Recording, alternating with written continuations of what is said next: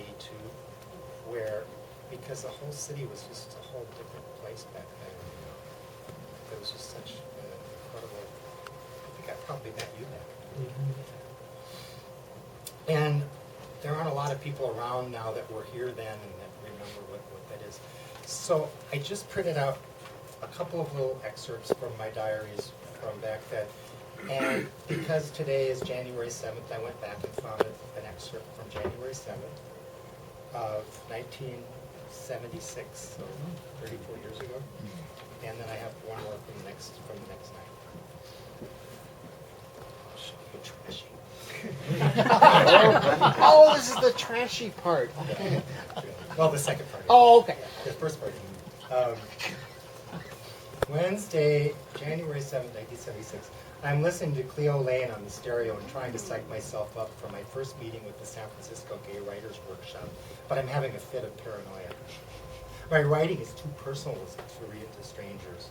There's a difference between reading to strangers and showing it to strangers. I mean, I wouldn't be afraid to have it published because that would be someone else's choice. If a stranger read and hated something I wrote, I could say, too bad, the editor liked it. I never said it was any good. Complain to him, not me. I think my writing is too schlocky and romantic. I could easily embarrass myself. And I won't know these people. Who are they? Maybe they only write in rhyme or in perfect sonnets, or they only write greeting card jingles. And I wonder about petty things like whether I should wear jeans so as not to look like I'm trying to impress anybody. Or will people think if I wear jeans and I'm trying to look sexy that I just came to try to find a trick? I know. I should try to channel my old friend Margaret Hassey for the evening. This summer I was in St. Paul and Margaret Hassey had a brunch for me one day, and I brought this and I found it and I read this paragraph to her. She's a wonderful writer.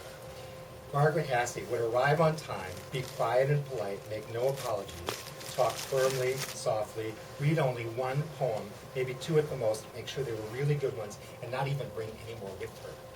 She did that once in Minneapolis. I couldn't believe it. She read one fantastic poem, and everyone loved it and wanted to hear more, but it was all she brought. And then I followed her. And it seemed like I read 10 poems while everyone yawned and got up to refill their wine glasses. Margaret Hassey would listen attentively, make appropriate comments, be cheerful. Then she would go home among the first 3 or 4 people to leave, say, in a gathering of 12. Oh, the journal group is so much easier. Nobody can hate your journal. At least they can't say so. That would be saying they hated you. Well, I better get dressed and get moving. Maybe at least I'll pick up a trick.